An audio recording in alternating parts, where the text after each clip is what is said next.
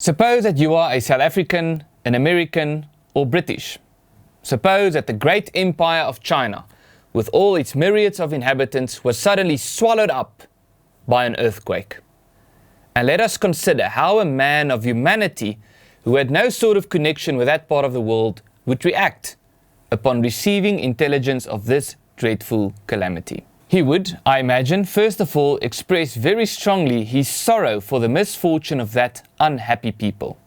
He would make many melancholy reflections upon the precariousness of human life and the vanity of all the labours of man, which could thus be annihilated in a moment. He would, too, perhaps, if he was a man of speculation, enter into many reasonings concerning the effects which this disaster might produce upon the commerce of his own continent and the trade and business of the world in general. And when all of this fine philosophy was over, when all of these human sentiments had once been fairly expressed, he would pursue his business or his pleasure, take repose or his diversion with the same ease and tranquility as if no such accident had happened. The most frivolous disaster which could befall himself would occasion a more real disturbance. If he was to lose his little finger tomorrow, he would not sleep tonight. But, provided that he never saw them, he would snore with the most profound security over the ruin of 100 million of his brethren.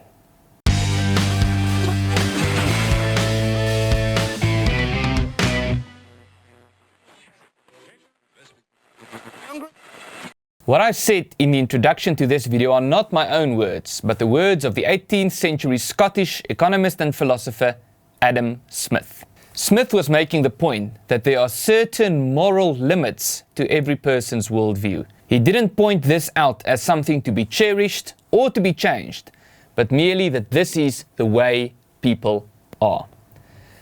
Adam Smith's sentiments on our moral frame of reference are echoed by the contemporary Canadian philosopher Charles Taylor in his 1989 book, Sources of Self. Taylor explains that the way in which we regard ourselves and what we regard as good are two inextricably intertwined themes.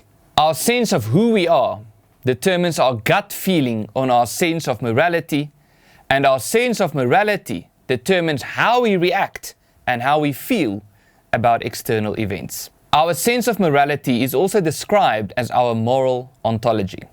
And the thing about our moral ontology is that it usually remains implicit. In other words, we don't think about it or speak about it, we simply act on it.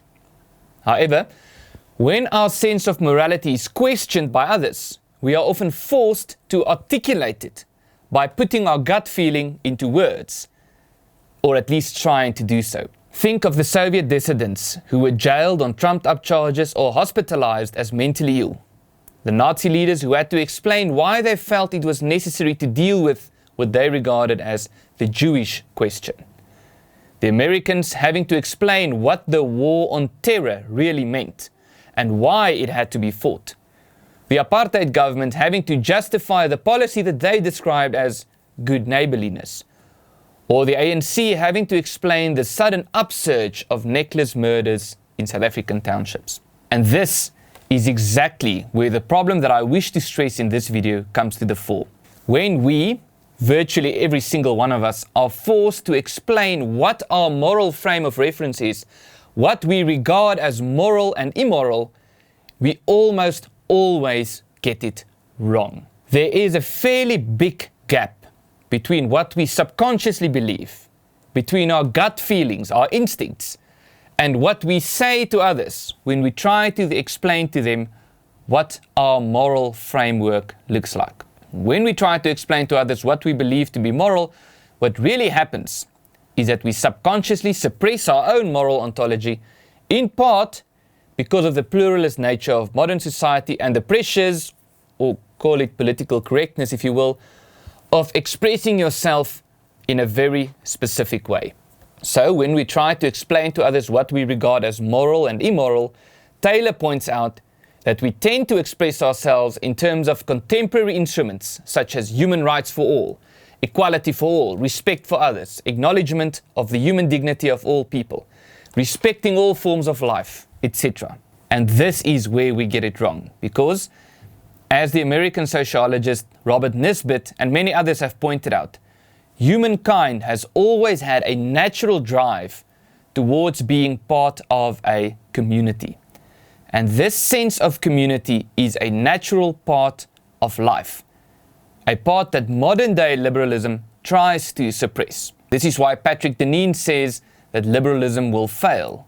First, because liberalism, with its firm emphasis on our identity as mere individuals, is based on a falsehood about human nature.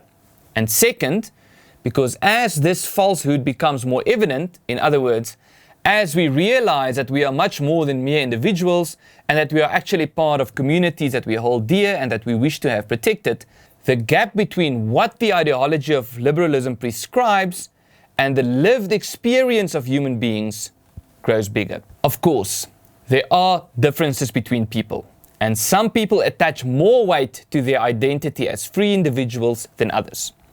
The point, however, is this.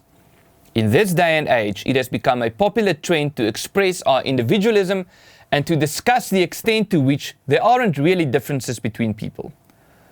When, however, we try to articulate our moral ontology, to use Charles Taylor's term, we get it wrong. We use words that comply with what we think the appropriate way to express ourselves is. We claim that we attach equal weight to that which is important to every person, or something to that effect.